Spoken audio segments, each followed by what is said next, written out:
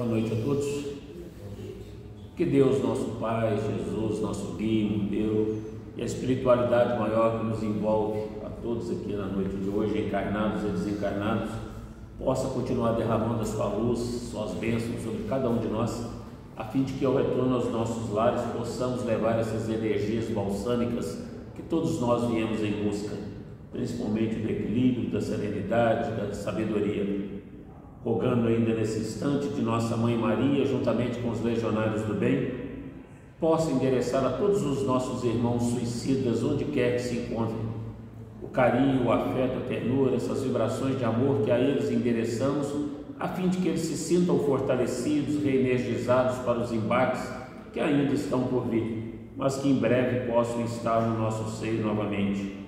De igual forma, rogamos por nossa irmã Cátia Beatriz, internada na tarde de hoje, que a espiritualidade maior, Bezerra de Menezes, juntamente com toda a sua equipe de médicos do plano espiritual, possa levar a ela tudo aquilo que for do seu merecimento. O tema escolhido para nós dialogarmos na noite de hoje: dai gratuitamente o que recebestes gratuitamente. Esse tema em específico do capítulo 26 do Evangelho segundo o Espiritismo fala principalmente a respeito da mediunidade, quando a mediunidade é exercitada fora daquilo que o Cristo espera que façamos, ou seja, quando se utiliza a mediunidade para oferir vantagens econômicas. Mas antes disso, nós podemos perceber pela fala de Mateus, no capítulo 10, versículo 8, que o dom de curar, como Jesus disse, era restituir a saúde aos doentes, ressuscitai aos mortos, curai os leprosos, expulsai os demônios, dai gratuitamente o que gratuitamente haveis recebido. O Cristo, quando solicitou dos seus discípulos que saíssem 2 a 2 pelos rincões da Judéia para pregar, permitiu a eles que eles providenciasse a cura daqueles que porventura eles se dispusessem a curar, e disse a eles que aquilo que eles receberam gratuitamente não fosse cobrado. E naquela época, aqueles que saíam pregando em nome de Deus, eles tinham, via de regra, a oportunidade de serem agraciados por aqueles que os recebiam, ofertando pouso e ofertando alimento e água para que eles pudessem se recuperar da jornada. Então, da mesma forma, o Cristo rogou a cada um deles que não cobrasse nada pelas curas que viessem a promover. Então, quando ele fala restituir a saúde aos doentes, ressuscitai os mortos, curai os leprosos, expulsai os demônios, não era no sentido literal da expressão, mas principalmente quando ele fala ressuscitar os mortos, que os mortos?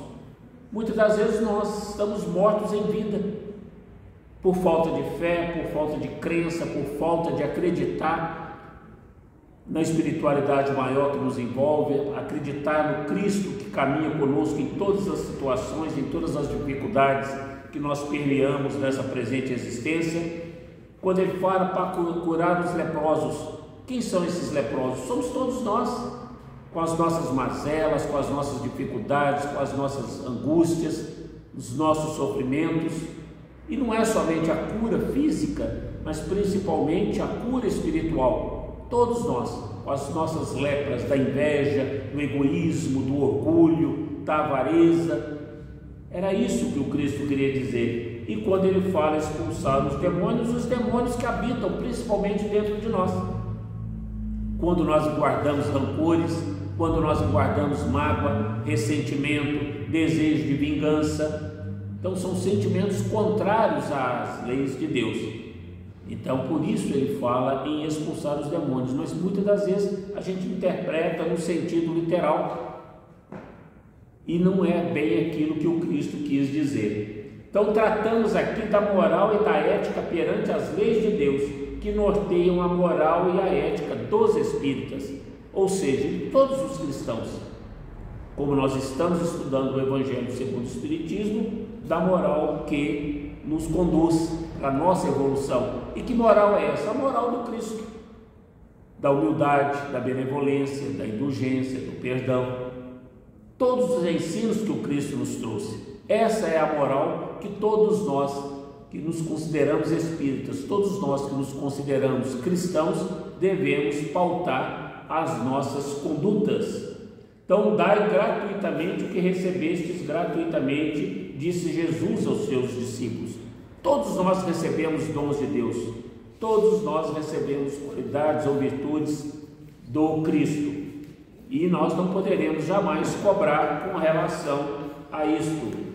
Então, quando falo o dom de curar, tanto a cura espiritual quanto a cura material, porque ambos, todos nós, somos doentes, tanto do espírito quanto da matéria.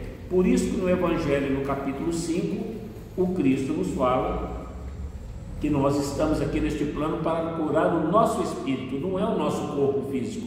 Muitas das vezes as doenças que nós somos acometidas é exatamente para que nós possamos crescer, para que nós possamos voltar aos trilhos. Então, que cura espiritual é essa? O Evangelho é a luz divina que ensina a humanidade a curar as suas imperfeições morais. Sabemos que o Evangelho, sabemos que a doutrina espírita é de consequência moral, não é simplesmente de consequência fenomênica, porque muitos veem no Espiritismo, na doutrina espírita, somente fenômenos mediúnicos, quando há a possibilidade, muitas das vezes, dos espíritos se comunicarem conosco através dos intermediários que aqui se encontram, que são os médiuns. Então, o Evangelho é essa luz que vai clarear, que vai nortear, que vai nos trazer exatamente as ferramentas necessárias para que nós possamos trilhar as nossas condutas e melhorarmos de tudo aquilo que é contrário aos ensinos do Cristo, ou seja, que nós possamos nos elevar realmente moralmente. Então, quando ele fala restituir a saúde aos doentes, ensinai aos homens a evitarem o mal, para que não sofram suas dolorosas consequências. O que o Cristo dizia para todos aqueles a quem ele promovia a cura? Vá e não peques mais, para que não te aconteça coisa pior. Assim é conosco. Muitas das vezes nós recebemos as graças do Cristo, muitas das vezes nós fazemos por merecer essas graças, mas a gente torna a cair, a gente torna a escorregar, a gente torna a incorrer em erros e infringimos as leis de Deus, infringimos a sua lei maior, que é de amor, de justiça e de caridade. E em não praticar o bem, em não praticar a caridade, em não entrarmos em sintonia com o mais alto, com o Cristo, através desse bem, do exercício desse amor, nós acabamos muitas das vezes colhendo consequências mais desastrosas para as nossas existências. Por isso que o Cristo sempre dizia: vá e não peques mais, para que não te aconteça coisa pior. E como nós dissemos, quando ele diz ressuscitai os mortos, Jesus tinha grande magnetismo e autoridade moral para curar corpos em estado de letargia, o que foi entendido na época como ressurreição. Pelas leis da física, nós sabemos que não existe ressurreição. Depois que o corpo está morto, ele integra novamente a matéria física ao fluido universal, mas ele não tem condições. O que se entendia por ressurreição, muitas das vezes, é o que nós entendemos hoje como reencarnação. Nós necessitamos, como Cristo disse, nascermos da água e do Espírito. A água, exatamente do ventre materno, no líquido aminoático, onde nós somos agrupados para uma nova existência. O Espírito, ele é eterno, mas nós vivemos já inúmeras reencarnações e vamos viver outras tantas necessárias para que nós possamos continuar evoluindo sempre. Então, quando Cristo promoveu a cura de Lázaro, é porque ele se encontrava em estado de letargia, ele não estava, evidentemente, morto do corpo físico.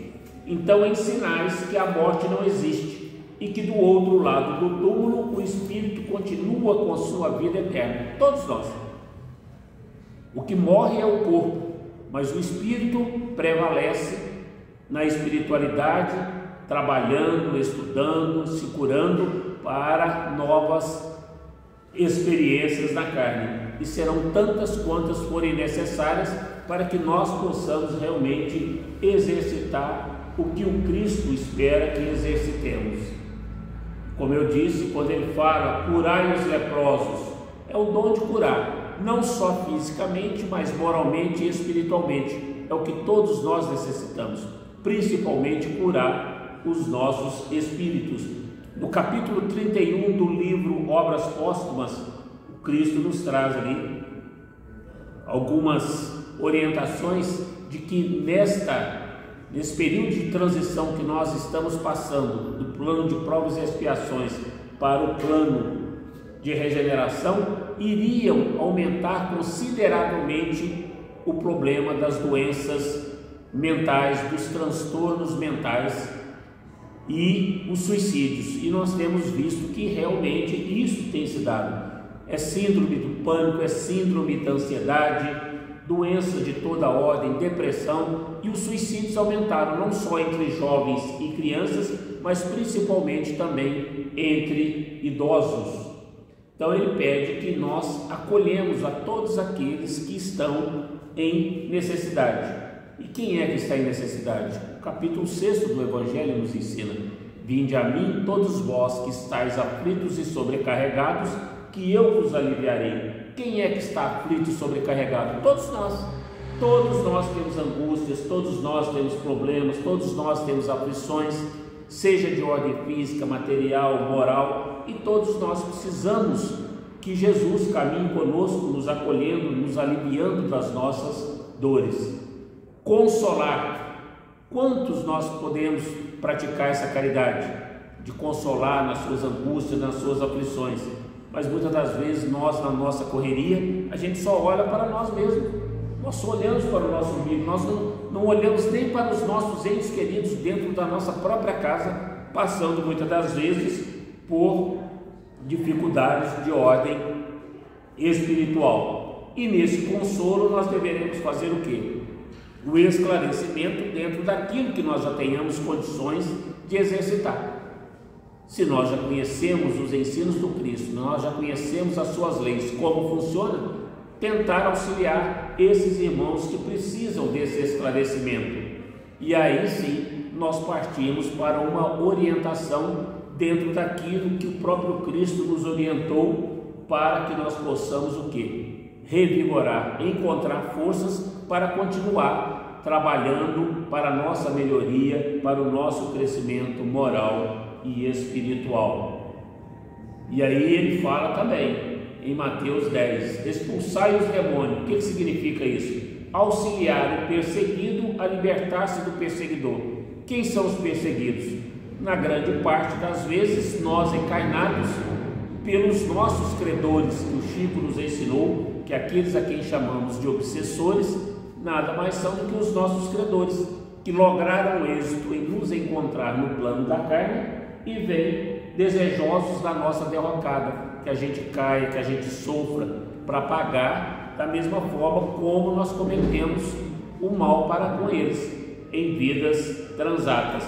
Então nós temos, como nos fala Kardec no livro Céu e Inferno, em cada reencarnação nossa, arrependermos, reparar e expiar as faltas que cometemos. O próprio Cristo nos disse: não saireis deste plano até que pagueis o último centil. Então não é libertar somente nós dos nossos obsessores, mas orientar também, acolher, esclarecer a esses que nos perseguem, os nossos inimigos no mundo espiritual, para que possamos quebrar essas correntes, que eles nos deem a oportunidade bendita de reparar todos os erros que tenhamos cometido para com eles em outras oportunidades existenciais. Então os demônios nada mais são do que os espíritos sofredores, revoltados, que esqueceram o significado do amor, perdão, caridade, indulgência, paciência, tolerância, que seremos nós amanhã, se nós partirmos para a pátria espiritual, levando daqui deste plano mágoas, ressentimento, ódio, desejo de vingança, sentimentos contrários a tudo aquilo que o Cristo nos ensina. Então nós temos que tomar cuidado com o que a gente carrega no coração, com os nossos pensamentos, muitas das vezes imiscuídos nesses sentimentos contrários aos ensinos de Jesus, para que a gente não padeça amanhã na pátria espiritual, naquilo que a gente tanto teme, que é o umbral.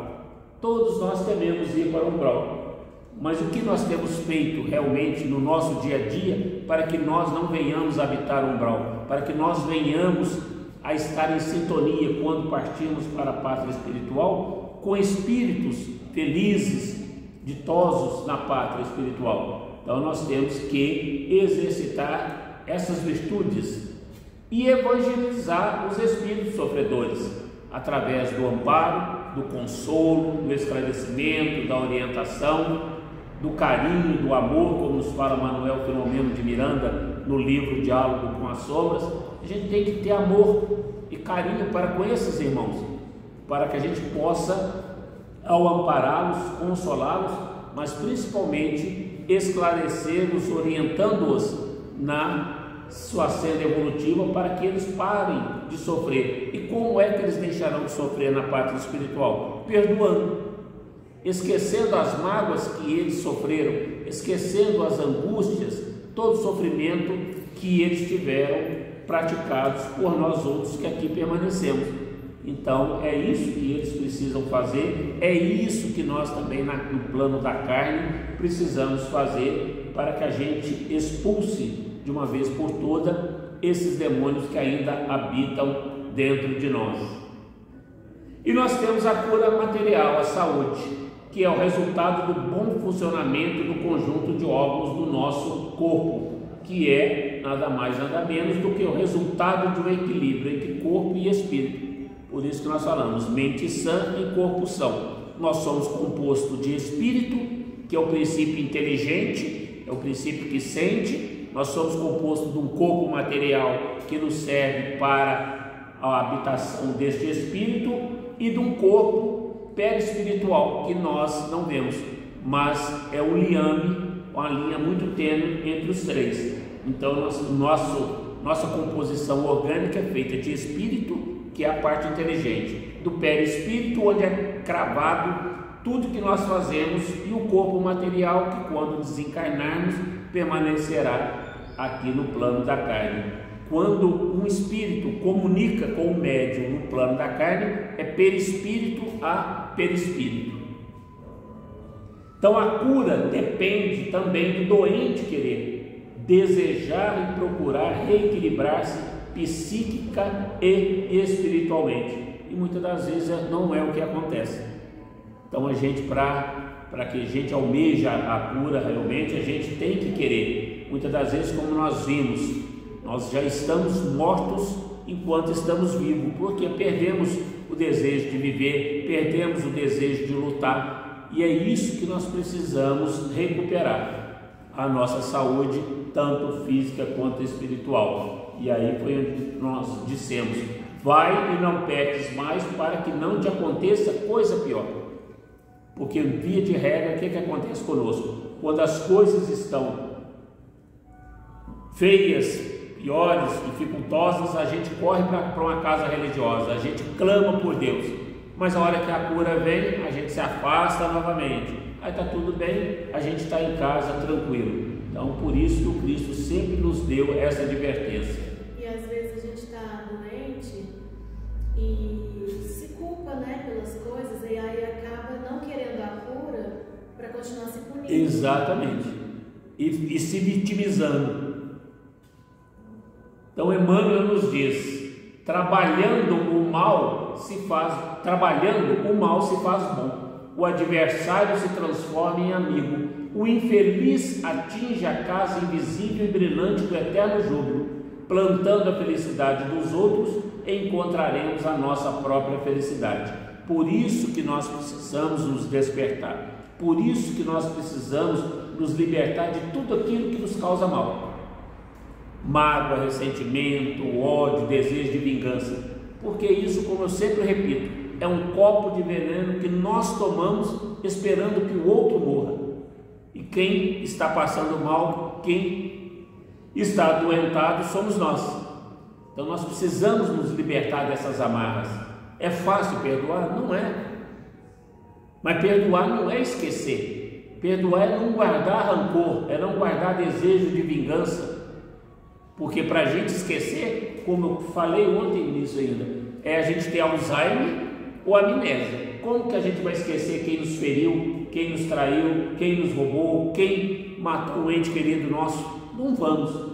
Mas nós podemos nos libertar disso que nos causa mal, deixando que a pessoa siga o seu trajeto, sem guardar rancor, sem guardar ódio, mágoa, que só vai nos fazer mal. E Bezerra de Menezes nos fala: basicamente toda cura depende da movimentação da vontade do próprio enfermo, sem cujo concurso determinante a cura não ocorrerá. Então, Bezerra, que foi o médico de homens, os médicos dos pobres, nos dá esse ensinamento, que depende da movimentação da vontade do próprio enfermo. E no capítulo 8º do livro dos médiuns, nós temos lá o que é que rege o universo: pensamento e vontade.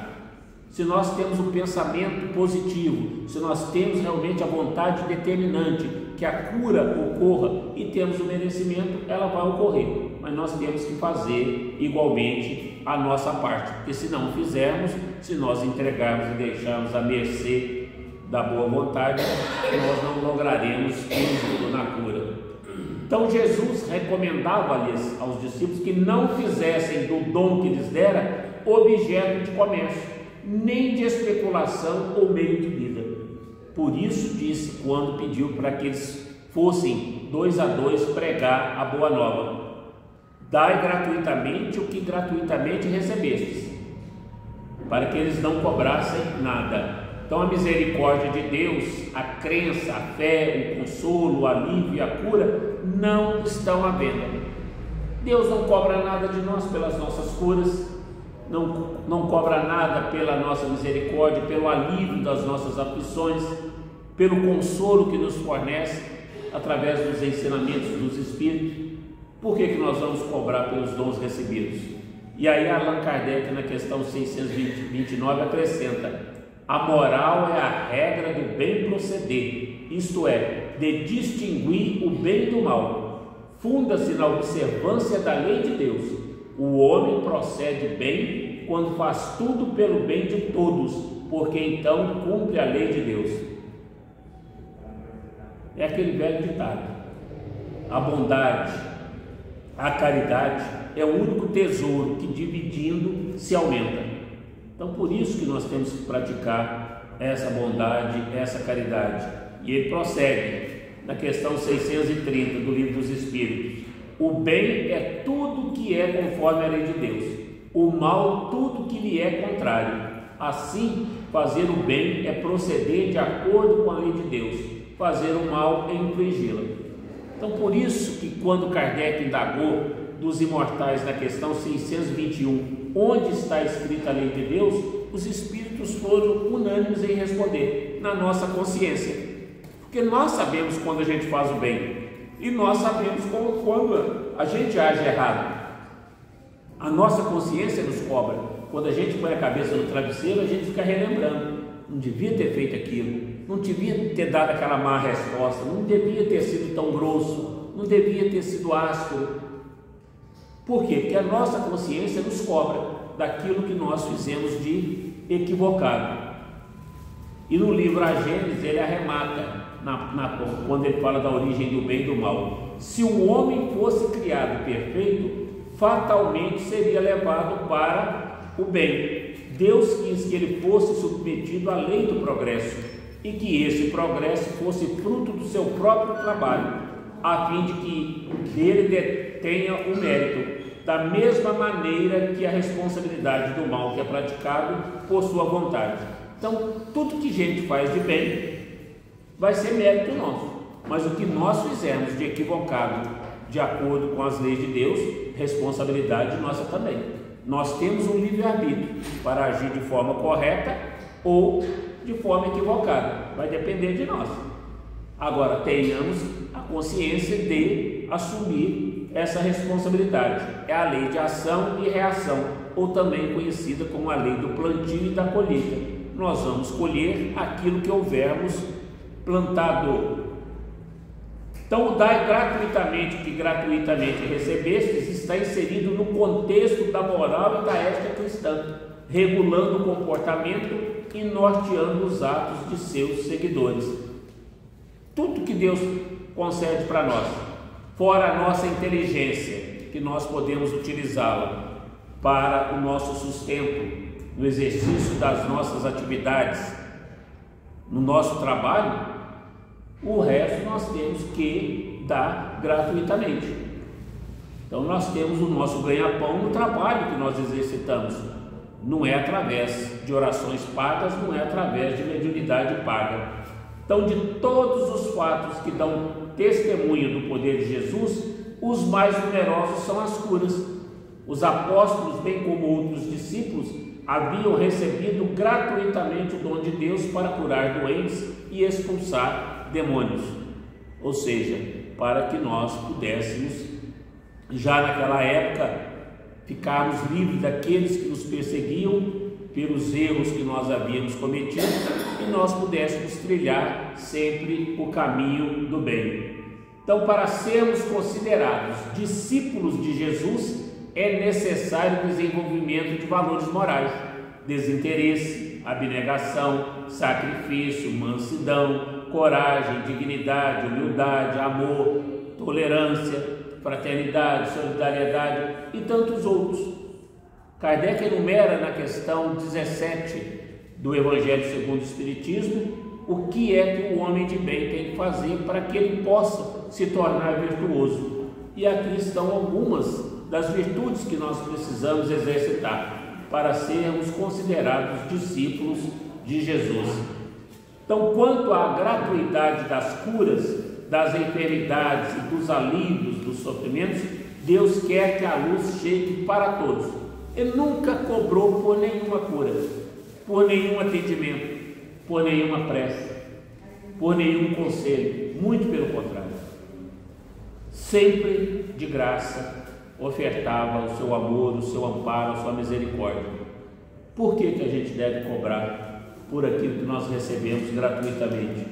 Então, a doutrina espírita não se coaduna com qualquer tipo de cobrança para a prestação de serviço espiritual. Se alguém cobra, está agindo de forma equivocada, alheio aos ensinos de Jesus, alheio aos ensinos dos imortais, dos espíritos de luz, porque recebemos de graça e de graça nós devemos dar. Então, para obter a benevolência dos bons espíritos, é condição que ter humildade, devotamento e abnegação, o mais absoluto desinteresse material.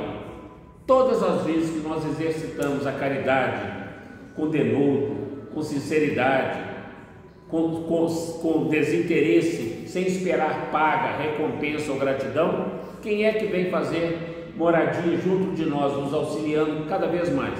Espíritos bons, espíritos de luz.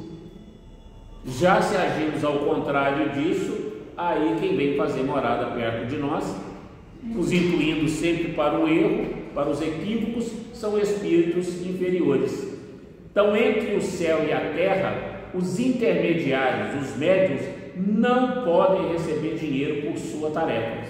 O Criador não vende os benefícios que concede. E nós temos visto inúmeros médiuns cobrando, fazendo da sua mediunidade mercancia, ao passo que era para auxiliar tanto encarnados quanto desencarnados, estão utilizando da mediunidade para auferir vantagem pessoal, para ganhar dinheiro. Quantas vezes nas ruas a gente passa e vê papéis pregados, pessoas que dizem que trazem, resolvem problema familiar, resolvem problema financeiro, isso e aquilo. E na grande verdade não resolvem, porque se resolvessem teriam resolvido deles.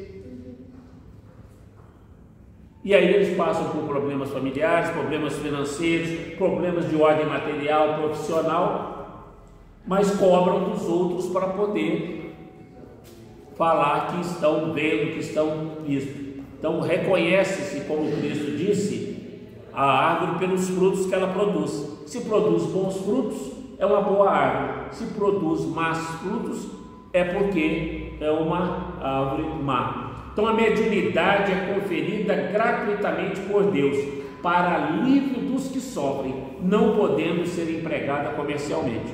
E ela ajuda tanto encarnados quanto desencarnados, através das mensagens que são recebidas no plano espiritual. Lembrando sempre que o telefone toca de lá para cá. Então muitas das vezes o médium já não tem nem mais a assistência da espiritualidade que o acompanhava, porque está agindo de forma equivocada, está cobrando pelos serviços que está prestando. Os espíritos já se afastaram dele há muito tempo, porque espíritos bons não se comprazem com esse tipo de comportamento. Ele poderá até ter o concurso de espíritos inferiores, espíritos zombeteiros, espíritos levianos, que vão querer levar o médium para a derrocada, para a sua queda, pela sua obsessão, pela fascinação. E a gente tem visto inúmeros médiuns sucumbirem exatamente por isso, pela fascinação da ordem pessoal, da ordem material, da ordem econômica, e aí depois o acerto é entre eles e Deus e não conosco. Então a única moeda que o Criador, que Deus acolhe como câmbio, é o amor ao próximo. É o único. Se nós recebermos as graças do Pai, pode ter certeza que é pelo amor que temos exercitado. O Espiritismo deve ser a disseminação da palavra de consolo, tal como Jesus nos ensinou. O Espiritismo não assenta com interesses comerciais. Não se cobra de forma alguma pelos serviços que presta, pelo bem que se pratica, mas simplesmente a única moeda que se troca é o amor praticado. Então as qualidades morais dos médiuns têm influências com a natureza dos espíritos que se comunicam por serem intermédios. Foi o que eu acabei de falar. Se o médium trabalha para auxiliar encarnado e desencarnado, se ele pratica aquele dom dele com amor, com benevolência, com indulgência, desinteressadamente, sem esperar paga ou recompensa ou gratidão, os espíritos bons virão fazer morada junto deles, aumentando cada vez mais as suas qualidades morais. Então a mediunidade não é arte, nem talento, pelo que não pode tornar-se profissão. Ela não existe sem o concurso dos espíritos. Faltando estes, já não há mediunidade. Foi o que eu disse. O telefone toca de lá para cá. Então, quantas vezes o médium está falando que o espírito está dizendo, mas não tem mais nenhum espírito o acompanhando, porque desvirtuou o dom que Deus deu a ele para auxiliar encarnados e desencarnados. Então, os espíritos bons já se afastaram. Por isso que nós temos que verificar as qualidades morais dos médiuns pela natureza da influência das comunicações que eles recebem. Então, dai de graça o que de graça recebestes. Nunca aceiteis a paga do bem que espalhastes, uma vez que o Pai que estás nos céus não põe preço em sua misericórdia. Então, acabamos de ver, a única moeda de troca com Deus é o amor que nós exercitamos para com o nosso próximo. É a benevolência, é a indulgência, é o perdão, é a paciência, a caridade. Por isso Cristo, no capítulo 6 do Evangelho, disse: vinde a mim todos vós que estáis aflitos e sobrecarregados, que eu vos aliviarei. Ele não prometeu a cura, ele prometeu alívio às nossas dores, às nossas aflições, mas impôs uma condição: que nós estivéssemos sempre em sintonia com o mais alto, na prática do bem e na prática da caridade. E o Chico disse: aos outros dou o direito de ser como são, a mim dou o dever de ser cada dia melhor. É o nosso papel aqui no plano da carne, é nos melhorarmos dia após dia, é crescermos aos olhos de Deus praticando o bem em toda a sua inteireza. E continua Chico: 3 verbos existem que, bem conjugados, serão lâmpadas luminosas em nosso caminho: aprender, servir e cooperar. Que Deus, nosso Pai, Jesus, nosso guia e modelo, a espiritualidade maior que nos envolveu, nos assistiu, nos intuiu na noite de hoje, encarnados e desencarnados, possa nos dar as condições sempre de aprender, de servir e de cooperar. E que Maria, nossa mãe, possa cobrir-nos com o manto sagrado que cobriu Jesus, conduzindo-nos de volta aos nossos lares, em segurança, em paz e em harmonia, com as bênçãos das luzes que recaíram sobre cada um de nós na noite de hoje, pela espiritualidade maior. Gratidão mais uma vez pela paciência.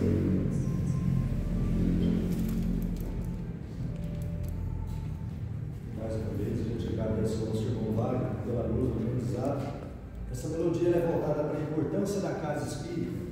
A gente sabe da necessidade do alimento para o corpo, mas o alimento para a alma é o que a gente vai levar para a